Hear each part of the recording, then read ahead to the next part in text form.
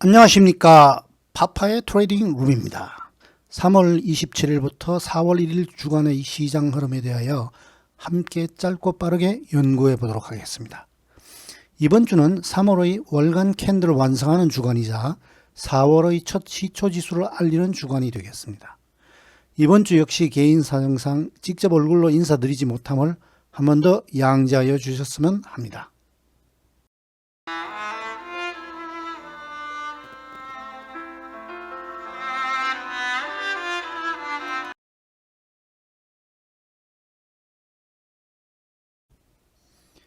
지난주에는 코스피는 플러스 0.85%, 코스닥은 플러스 1.27% 각각 상승한 반면 미국의 S&P 500은 플러스 1.79%, 나스닥은 플러스 1.98% 상승하면서 상대적으로 우리 시장이 미국 시장의 상승률 면에서 절반 이하 수준으로 뒤처지는 모습을 보였습니다만 언급드린 것처럼 공이 한 주간 상승 흐름이 우세하게 지배된 시간이었습니다.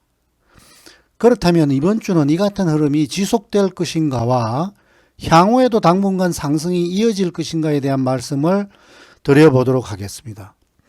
결론적으로 그렇다라는 쪽으로 눈길이 간다라는 말씀을 먼저 드리면서 함께 내용을 살펴보도록 하겠습니다. 먼저 TBBTS로 판단한 결과는 다음 그림과 같이 정리됩니다. 지난주와는 월간 부분에서의 변화는 변동이 없었지만 주간 및 일간에서는 많은 방향 변화가 나타났음을 시장은 알려주고 있습니다.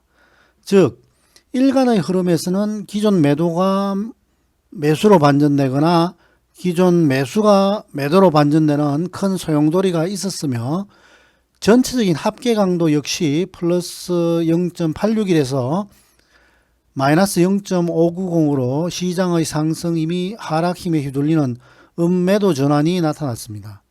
변화된 부분은 제가 노란 별표하고 삼각 업다운 쐐기로 표기해 두었으니 참조하시기 바랍니다. 반면 중기적인 강도는 전 종목에서의 매수 반전이 기록되었고 강도 역시 전주에 플러스 0.654에서 플러스 1.00으로 강화되었습니다. 이 말은 단기적인 매도 압박의 흐름이 잘 극복되고 향후에 기존 주간의 TBBTS 방향과 싱크로나이징 될 경우에는 상승 방향으로의 큰 에너지 결집이 지수 상승으로 이어질 수 있다는 것을 나타내고 있습니다. 이 와중에도 장기적 강도는 여전히 마이너스 0.652로 하락 흐름 지속이라는 데에는 큰 변화가 없었음을 알려주고 있습니다. 그런데 유의해야 할 점은 응당 중기적인 에너지가 단기적인 에너지에 비하여 하이어라키상 상위에 있어서 당장은 큰 무리는 없지만 만약 최근에 악화된 수급이 단기적 강도에 힘을 실어주어 주간 에너지 강도를 상당수 매도 반전으로 이끌어낸다 할 경우에는 일간, 주간, 월간 쪽에 죄다 매도 방향 쪽으로의 동기화, 즉 싱크로나이제이션 잠재도 내포되어 있다는 점이기에 단기 흐름의 횡포 강도 정도를 잘 살펴야 하겠습니다.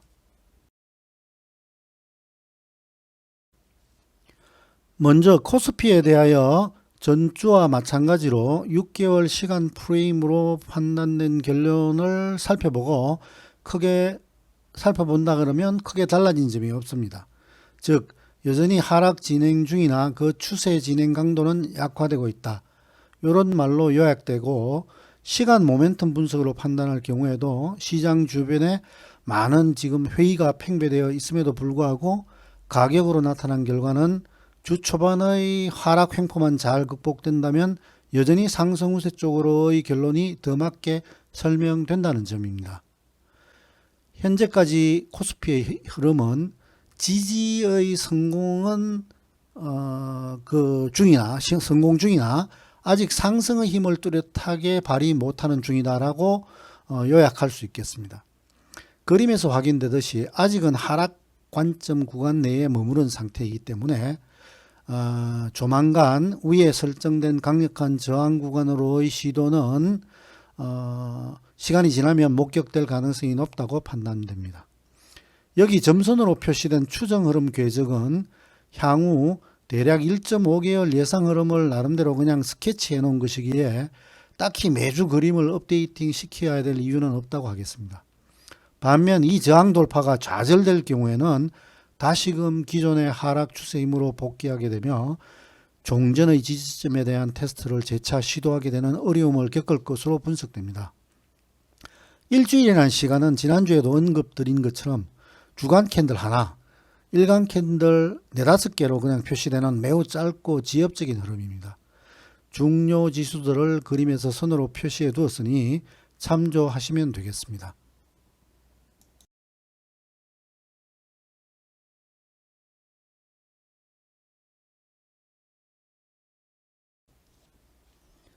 한편 코스닥의 경우에는 코스피보다 상대적으로 더 약할 수 있을 것이라는 우려를 떨쳐내고 그간 많이 언급이 있었던 1차 저항 933포인트를 마지널리 돌파하는 모습을 지난주에 시연하였습니다. 다만 현재까지의 진행이 일간 카운팅에서의 목표 카운팅인 8을 달성하였기에 주 초중반까지 단기적인 3바 정도의 조정은 불가피한 상황으로 분석됩니다. 또한 한 단계 더 위쪽에는 960에서 978이라는 더욱 강력한 저항 구간이 자리 잡고 있어 가지고 이에 돌파는 여전히 숙제로 남아 있습니다.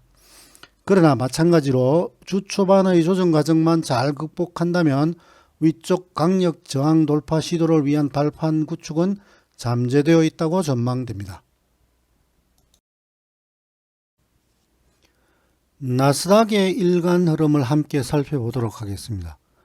역시 6개월의 시간 프레임 속에서는 여전히 하락 진행 과정에 위치하여 있으나 사뭇 코스피나 코스닥과는 다른 속도 진행을 보였습니다. 지난주에 최초로 기존의 하락 관점 견지라는 저항구역 14,010포인트를 돌파하면서 기존의 하락 추세 관점을 탈피하는 모습을 잉태하였다고 분석됩니다. 물론 바로 목전에 14,350포인트, 14,515포인트라는 강력한 저항선은 여전히 앞두고 있는 형국입니다. 여기서 주목할 만한 점은 지난주에 목표 카운팅 10을 언급드린 바 있으며 주말이 마감되면서 정확하게 10을 달성한 상태입니다. 이로써 최소한 3바 이상의 조정이 앞으로 필연적인 위치입니다. 그럼에도 불구하고 이러한 발락 카운팅 자체가 중요한 것이 아니라 그 이후에는 지난주와 마찬가지로 단중기적으로는 위쪽 흐름의 진행이 훨씬 더 강하다는 점이 현재까지의 결론이기 때문에 즉 추세 상승 카운팅이 그것이라고 말씀드리도록 하겠습니다. 한편 S&P 500의 경우 나스닥보다 더 뚜렷하게 6개월의 시간 프레임 속에서는 기존 하락 진행의 흐름을 탈피하고 횡보 사이드웨이 모습으로 변신한 궤적을 보여주고 있습니다. 앞서 기억되는 코스피와 코스닥의 6개월 추세 강도 에너지 즉 기울기하고 S&P 500의 그 기울기를 눈으로만 봐도 비교해 볼 경우에 확연히 각 시장들의 모습은 다르다는 것을 보여주고 있지 않습니까? 이것이 바로 시장이 알려주는 결과입니다. 특히 놀랄만한 점은 카운팅입니다. S&P 500의 저점은 나스닥의 저점 기록일과 다름으로써 카운팅을 기산하는 틀이 상이하게 되고 그 속에서도 목표 카운팅 계산은 그럼에도 서로 정확하게 일치하는 모습을 보여주는 아주 소름 끼치는 시장의 섭리를 보여주고 있다고 하겠습니다. 마찬가지로 S&P 500 역시 이에 따른 최소한의 3바 이상의 발락 카운팅 소화가 필수적입니다. 그러나 그 이후에도 재차 새로운 저항 돌파를 시도하는 신규 상승 카운팅은 계속될 것으로 분석됩니다.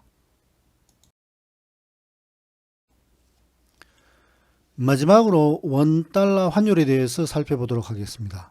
환율의 경우에는 여전히 환율 상승 즉 원화 가치 하락의 흐름이 아래쪽의 각각 1207원, 1186원이 하방으로 훼손되기 전까지는 여전히 환율 상승 흐름 지속이라는 관점 유지가 합당할 것으로 보여집니다. 그런데 여기서 또 시장의 심리를 느낄 수 있는 하나는 전전주 고점에서의 반락 크기는 정확히 시메트릭 웨이브 크기와 동일하다는 점을 확인할 수 있다는 점입니다. 이 부분은 각자 한번 더블 체크해 보시기 바랍니다. 전전주에 목격되었던 환율 상승의 발목 잡힌 주간의 큰 TBBT 반락 흐름을 추정하는 단기 매도 전략을 수행할 경우에는 위쪽에 1248원을 스탑으로 두고 아래쪽의 지지선이 훼손되는 것을 목표로 하는, 즉 원화 환율 하락을 노리는 전략도 효과적일 수 있다고 판단이 됩니다.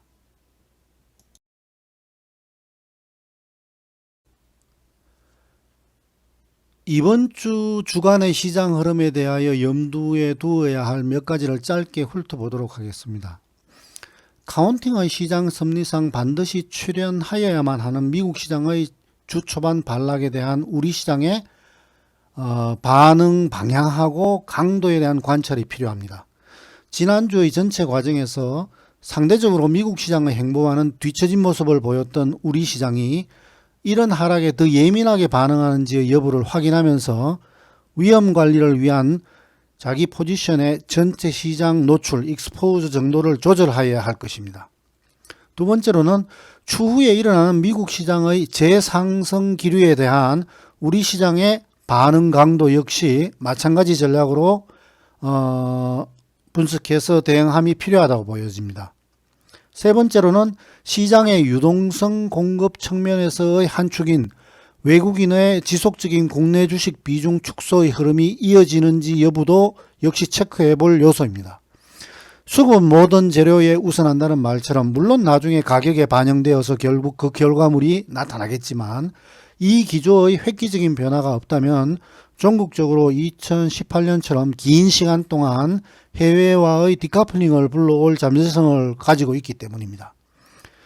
네 번째, 따라서 최악의 경우에 발생되는 해외 시장과의 디커플링은 자칫 항상 눈을 쫓아서 양호한 흐름만 한쪽으로 치우친 면을 보게끔 하는 우유부단함을 불러올 수 있는 것만치 사전에 정해진 원칙을 준수하는 엄격한 자기관리가 필요하다는 점을 다시 한번 강조드리고 싶습니다.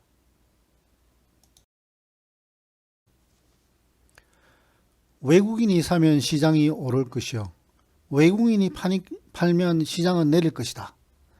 외국인은 우리보다 훨씬 많은 정보를 가지고 있기 때문에 그들의 행동의 추정은 수익이 날 것이다 라는 판단은 닭이 먼저냐 계란이 먼저냐와 같은 이야기입니다. 오랫동안 시장을 관찰해 왔고 역시 기관이었었던 점을 반추해서 볼 때의 제 해답은 외국인은 시장이 지금 오르고 있기 때문에 더 사는 것이고 지금 내리기 때문에 더 판다는 이야기가 훨씬 합당한 설명이라고 감히 말씀드릴 수 있습니다. 시장은 경제가 아니요, 경제 역시 시장이 아니라는 말을 되새겨 봅니다. 시장은 역학입니다. 객체, 즉 주가가 외부의 충격이나 상호작용에 의해 가지고 그 위치, 즉 주가가 상승하거나 주가가 하락하는, 또는 그 속도, 주가가 급등하거나 급락하는, 이런 것이 어떻게 변하는지 탐구하는 사물의 이치의 깨달음, 즉 물리와 같은 것이 곧 시장 연구입니다. 수많은 무질서 속에서 알 수 없는 예측의 귀를 쉽게 기울이지 마시고 과연 지금 시장이 알려주는 것이 무엇인가에 더 많은 연구 에너지를 쏟으시기를 부탁드려 봅니다. 감사합니다. 다음 주 뵙겠습니다.